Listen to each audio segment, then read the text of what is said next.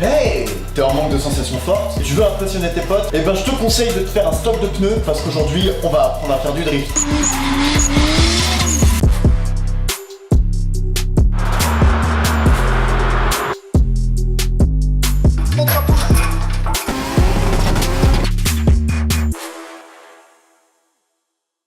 Salut à tous et bienvenue à la Terpenterie. Donc comme je disais, aujourd'hui on va apprendre à faire du drift. Disclaimer! Et oui, tu te doutes bien que ce que je vais t'enseigner aujourd'hui n'est en aucun cas à reproduire sur la voie publique. Si tu as une voiture faite pour le drift et que tu veux aller faire du drift, je te conseille d'aller faire ça sur un circuit où tu pourras faire ça en toute légalité et surtout en toute sécurité. À titre d'exemple, ça, bien. Ça, pas bien. Là, c'est bien. Là, c'est bien. Ça, pas bien. C'est bon, tu commences à capter. Et deuxième point de ce disclaimer, je ne prétends pas avoir la science infuse. Je vais t'apprendre à faire du drift avec des techniques que j'ai assimilées au fil du temps. Donc voilà, je ne sais pas si mes conseils seront les meilleurs, mais en tout cas, ça marche. Tout d'abord, j'aimerais mettre au clair le fait que le mot drift est un terme utilisé pour désigner une compétence et non un acte de pilotage. Mais pour cette vidéo, je vais te faciliter les choses et on utilisera le mot drift pour désigner un dérapage, un survirage ou bien ce genre de travers de porte, ma mère. Mais avant de me lancer dans les explications, j'aimerais quand même un petit peu te raconter l'histoire du drift. Et c'est sans surprise que c'est au Japon que cette discipline est apparue dans les années 80. En effet, elle était très utilisée par les oku lors de courses de rue sur des cols sinueux du Japon. Autant vous dire qu'ils étaient considérés comme les thugs de l'époque. Ce genre de course s'appelle donc le touge. Et si tu es infidèle et que tu as vu Initial D, c'est typiquement de ce genre de course dont je parle. C'est le célèbre pilote japonais Keiichi Tsushiwa, aujourd'hui surnommé le Drift King. C'est obligé que vous l'ayez déjà vu vêtu de sa combinaison verte, qui a démocratisé cette discipline et l'a rendue légale sur circuit en 1988. En effet, des championnats ont fait leur apparition, où les pilotes doivent tout donner pour impressionner un jury qui juge le drift selon l'angle, la vitesse, la trajectoire et la fumée, pour le côté un peu spectaculaire. Et bien sûr, pour que ça soit clair pour tout le monde, le drift s'effectue sur de l'asphalte. Sur de la terre, c'est du rallye, hein. Mais il faut savoir que Keiichi a lui-même été inspiré par Kunimitsu Takahashi, qui avait tendance à faire glisser l'arrière de sa voiture lors de courses automobiles justement. Dans le cas où ça aurait pas été clair pour toi, c'est sur un jeu de simulation que je vais t'apprendre à devenir le roi de la glisse. Car nous, ce qu'on recherche, c'est de retrouver des sensations volant identiques à la réalité. Après, je te l'accorde, ce qui n'est pas simulé, du moins sur mon setup, c'est les secousses dans la voiture. Alors pour le choix de jeu, je te conseille plutôt de t'orienter vers un jeu de simulation, du type Air Factor, Assetto Corsa, Life for Speed. Il y a aussi de quoi faire sur Forza Motorsport et sur Gran Turismo. Par contre, oublie tout de suite les jeux typés arcade, à la Need for Speed, à la Burnout, à la The Crew, à la Drive Club, etc. D'une part, parce qu'il y a des chances que ton matériel ne soit même pas reconnu par le jeu, et d'une autre part, parce que dans ce genre de jeu, la glisse est assistée, donc irréaliste. C'est pourquoi sur ce tuto, je vais me rabattre sur Life for Speed. Si tu ne connais pas Life for Speed, je t'invite à aller voir la vidéo que j'ai faite à son effigie. Concernant le matériel maintenant, si tu veux pouvoir faire du drift convenablement, il te faudra obligatoirement un volant avec retour de force, ou plus communément appelé le force feedback ou FFB. Si tu as un petit budget, je te conseille très fortement de t'orienter vers le Logitech G25 ou G27. À bannir le G29 et G920 pour la simple et bonne raison qu'il n'y a pas de button box sur le levier de vitesse, ce qui fait qu'il n'y a aucun bouton statique. Donc comme j'expliquais dans une ancienne vidéo, essaye de choper ton bouton de frein à main pendant que ton volant tourne, c'est impossible. G25 et G27 justement, il y a une petite button box sur le côté du shifter, ce qui fait qu'on a des boutons statiques et que c'est quand même plus pratique pour tirer des freins à main. Si tu as un budget moyen, je te recommande fortement un Thrustmaster T500 RS. En effet, le T500 RS propose un retour de force bien plus pointu et une roue plus grande, ce qui est donc plus pratique pour faire du drift, parce que drifter avec un petit volant, c'est compliqué. Et je le conseille également parce qu'il y a deux petits boutons cachés sous le volant que tu pourras utiliser donc pour tirer ton frein à main. Même si, voilà, on se cache pas que le mieux, ça serait même que tu te fabriques un petit frein à main. Et d'ailleurs, j'en profite aussi pour te dire que j'ai fait une vidéo où je fabrique un frein à main pour pas plus de 40 €. Ça vaut le coup d'aller voir. Et enfin, si tu as vraiment du gros budget, C'est sur les volants Direct Drive de chez Fanatec que je te conseille de t'orienter. Là pour le coup, c'est vraiment la Rolls-Royce du volant. Pour le drift, il te faudra une propulsion, c'est-à-dire une voiture où c'est les roues arrière qui sont motrices. Donc je dis bien motrices, pas directionnelles. Il peut y avoir plusieurs appellations comme RWD qui veut dire Rear Wheel Drive ou encore FR qui veut dire moteur avant, propulsion arrière ou RR qui veut dire moteur arrière, propulsion arrière. Bien que je ne conseille pas les RR puisque vu que le moteur est à l'arrière, tout le poids de la voiture est à l'arrière. Ce qui fait qu'on va perdre en pouvoir directionnel, mais ça j'explique plus tard dans la vidéo. Donc à bannir les tractions, les FWD, les FF. Désolé, tu ne pourras pas faire de drift avec ta Clio Campus. En ce qui concerne les 4 roues motrices, bon là c'est encore autre chose. Les Pro 4x4 tentent de démocratiser les 4 roues motrices dans cette discipline, mais c'est encore une autre manière de faire et c'est pas celle que je vais t'apprendre aujourd'hui. Éventuellement dans une prochaine vidéo. La toute première chose à faire quand tu veux régler une caisse pour le drift, c'est bien évidemment de désactiver toutes les assistances au pilotage. Donc j'entends par là le contrôle de traction, le contrôle de stabilité, l'ABS à la rigueur, même si l'ABS tu peux le garder. Moi ça m'arrive de le garder de temps en temps. Après si le jeu auquel tu es en train de jouer ne te permet pas de désactiver les assistances, eh ben change de jeu.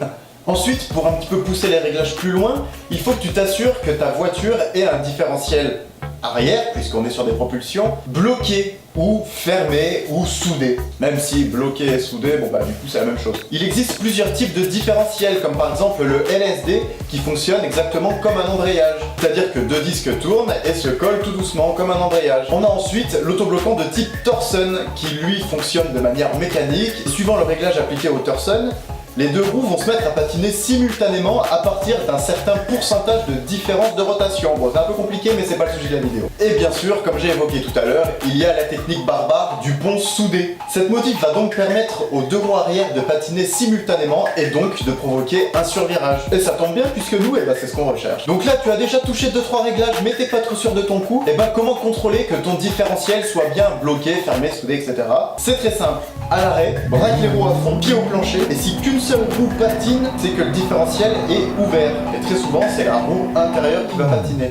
En revanche, si tu vois que tes deux roues patinent à la même vitesse et que ta roue intérieure patine même sur place puisqu'elle essaye de tourner à la même vitesse que la roue extérieure, c'est que ton différentiel est bel et bien bloqué. Ensuite, si le jeu te le permet, privilégie des pneus qui vont accrocher à l'avant et des pneus qui vont moins accrocher à l'arrière. Puisqu'ici, on cherche à faire dériver l'arrière de la voiture tout en gardant un pouvoir directionnel sur l'avant. Il y a encore énormément de modifications possibles, comme par exemple le rabaissement, le carrossage ou encore un kit grand angle qui te permettra, comme son nom l'indique, de mettre beaucoup plus d'angle à ton drift étant donné que tes roues braqueront beaucoup plus. Bon, je pense avoir fait le tour sur quel jeu choisir, quel matériel choisir et surtout quelle voiture choisir et comment la régler. Je pense maintenant qu'on peut aller s'installer derrière le volant.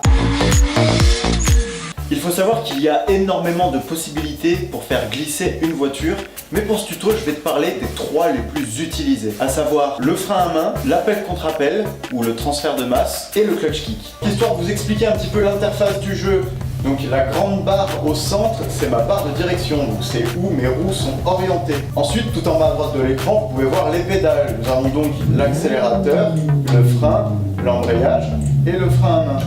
Pour l'instant, on ne va pas se soucier de où est-ce qu'elle va, si elle fait un tête à queue, si elle fait pas un tête à queue. Le but, c'est uniquement de comprendre comment la faire glisser. On va commencer par le frein à main. Rien de plus simple. Tu vois ce manche-là? Tu tires.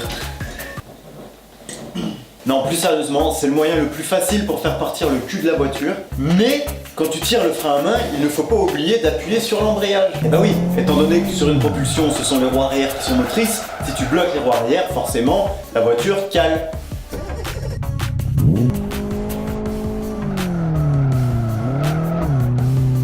Ok, donc si on décompose tous mes gestes, on voit que dans un premier temps, je présente la voiture dans le virage en tournant légèrement le volant dans la direction voulue. J'appuie sur l'embrayage, puis tire le frein à main, je relâche et gaz à fond.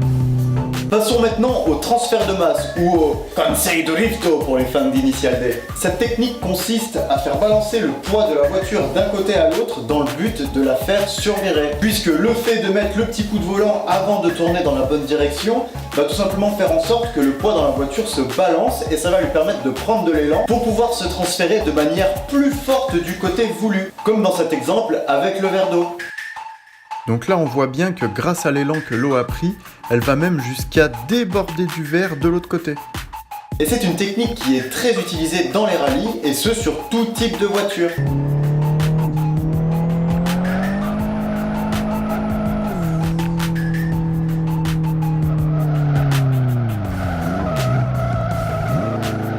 Concernant le clutch kick maintenant, comme son nom l'indique, le clutch kick va consister à mettre un coup d'embrayage. Pourquoi ? Eh bien tout simplement pour forcer la voiture à prendre les tours et donc provoquer le patinage et donc la glisse. Quand je dis mettre un coup d'embrayage, il est évident qu'il faut garder l'accélérateur enfoncé, c'est-à-dire que tu dois faire ce geste-là, que je ne te voie pas faire comme ça. Parce que ça ne sert absolument à rien. Tu devrais avoir un wata, wata, wata.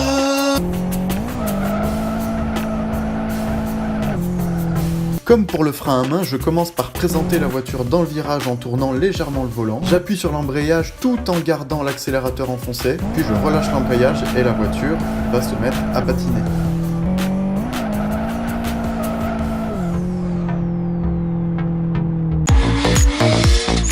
Eh bien maintenant que tu sais lancer un drift, tu avoueras que ça serait quand même pas mal de savoir le contrôler. Ce que tu ne dois surtout pas oublier, c'est que contrairement aux roues arrière, les roues avant sont libres d'aller dans la direction qu'elles veulent. Là tu vas me dire, non mais attends, mais tu te fous de ma gueule, bien sûr que les roues avant elles tournent, ça tout le monde le sait. Non mais j'y viens. Un pneu est conçu pour toujours aller de l'avant. Là peut-être que tu commences à voir où je veux en venir. Non, toujours pas. Si ta voiture est en travers, tes roues avant suivront toujours la direction dans laquelle va la voiture dans le but de la redresser. C'est plutôt bien foutu quand même. C'est pourquoi il ne faut pas avoir peur de lâcher le volant quand tu commences un drift. Et c'est justement là qu'intervient le retour de force. Et tu comprendras qu'au final, c'est lui qui fait tout le boulot. Ok, donc quand tu lances ton drift, il y a deux phases. Tout d'abord, le volant va se mettre à contrebraquer. Cela signifie que ta voiture est en train de prendre de l'angle. Puis il va finir par s'arrêter pour se mettre à tourner dans l'autre sens, comme expliqué tout à l'heure, dans le but de redresser la voiture. Mais nous, on veut pas que ça raccroche. C'est pourquoi il faut empêcher le volant de revenir, mais pas trop non plus, sinon c'est le tête à queue. Pas assez d'angle, raccrochage, trop d'angle, tête à queue. Comme prévu, le volant se met à contrebraquer tout seul. Pendant ce court instant, tu auras littéralement aucun contrôle sur la voiture. Mais prépare-toi, car c'est au moment où le volant va s'arrêter que ça va être à toi de reprendre le contrôle et de tout simplement remettre un léger coup de volant dans le but de remettre un petit peu d'angle à la voiture. Tu laisses glisser sous tes mains, tu remets un peu d'angle, tu laisses glisser sous tes mains, etc.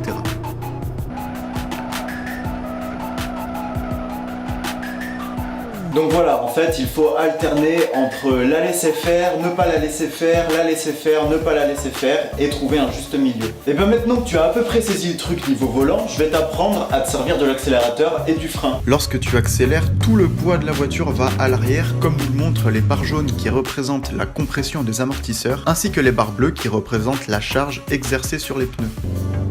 Quand tu freines, tout le poids de la voiture passe à l'avant, ce qui nous donne donc un pouvoir de direction, c'est bien, tu suis. Ce que je veux dire, c'est que ta direction sera beaucoup moins réactive si tu accélères. C'est un peu comme un wheeling en moto, c'est-à-dire que si ta roue avant ne touche pas le sol, c'est difficile de tourner. C'est pourquoi lorsque tu veux changer de direction ou mettre un coup de volant ou donner une direction à ta voiture, il est important de toujours mettre un tout petit coup de frein histoire de remettre le poids à l'avant de la voiture. Pendant un drift, le fait d'accélérer aura tendance à ajouter de l'angle, tandis que le fait de lâcher les gaz aura tendance à réduire l'angle du drift. Et là où l'angle de ton drift est important, c'est que c'est lui qui va définir ta trajectoire. En effet, plus ton angle sera faible, plus ta trajectoire sera large. Dans le cas inverse, plus ton angle sera fort, plus ta trajectoire sera serrée. On voit d'ailleurs très bien sur cet extrait que dès que je remets de l'angle, la voiture passe dans le couloir intérieur. Dès que je réduis mon angle, la voiture passe sur le couloir extérieur. Et enfin, une dernière chose très importante lors d'un drift, c'est le passage de rapport. Plus tu seras haut dans les rapports, plus la trajectoire de ta voiture aura tendance à s'élargir. À condition bien sûr que ta voiture le permette, il faut avoir un minimum de puissance quand même. Si tu arrives sur un long virage et que tu sais pertinemment que ça ne va pas passer, essaye de monter un rapport pour tirer plus loin, plus large. Après, dans le cas extrême, quelque chose qui est très utile, c'est le frein à main. En effet, le frein à main te permettra de carrément tirer tout droit lors d'un virage. Et je te conseille très fortement de maintenir l'accélérateur enfoncé pendant que tu tires ton frein à main pour ne pas avoir de turbo-lag si ton moteur est équipé d'un turbo ou pour ne pas perdre l'élan inertique de ton moteur si tu as un moteur atmosphérique. L'élan inertique. L'élan inertique. Ça se dit ça, l'élan inertique ? Je vais aller voir. Bon non, ça ne se dit pas du tout, mais en gros c'est pour que ton moteur reste dans les tours afin de ne pas avoir de perte de puissance. C'est un peu comme un clutch kick en fait. Là, on voit que dès que je monte un rapport, la trajectoire s'élargit alors que je n'ai pas forcément réduit l'angle de mon drift.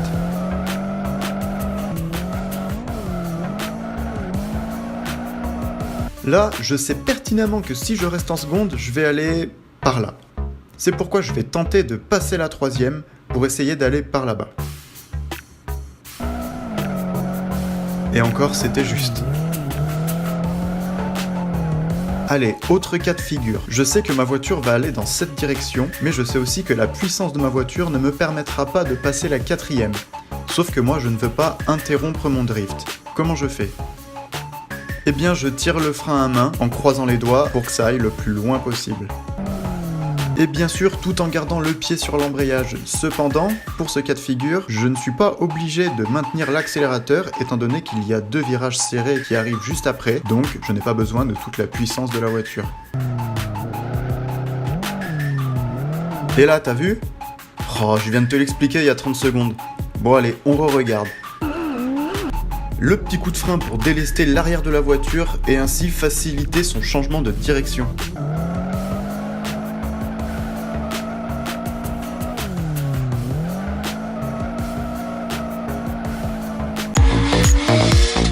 Et bien maintenant que tu connais les principes fondamentaux du drift, il faudrait savoir comment l'arrêter, comment récupérer le drift. Parce que en effet, comme j'ai dit plus tôt dans la vidéo, il suffit de lâcher le volant et la voiture se redresse. Mais c'est pas si simple parce que, et puis t'as déjà dû le remarquer, quand tu lâches le volant c'est bien, mais du coup elle repart dans l'autre sens parce qu'elle a de l'élan. Et bien là où tu dois intervenir, c'est de faire en sorte qu'elle ne reparte pas dans l'autre sens et d'anticiper, ramener le volant en même temps que le train arrière, dans le but de réaligner le train avant avec le train arrière.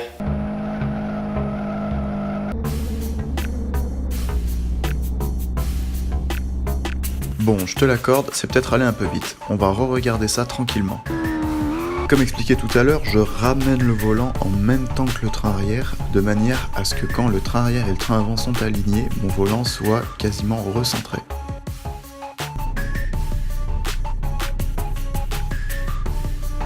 Et malheureusement, je sais que tu es triste, mais on arrive à la fin de cette vidéo. Et oui, tu remarqueras que j'ai changé de vêtements, j'ai pas pu tout tourner en un jour. Désolé, pas désolé. Donc voilà, j'ai essayé d'être le plus clair possible en illustrant un maximum. En tout cas, si tu as appris des choses et que cette vidéo t'a été utile, n'hésite pas à mettre un petit pouce bleu et à me le dire en commentaire.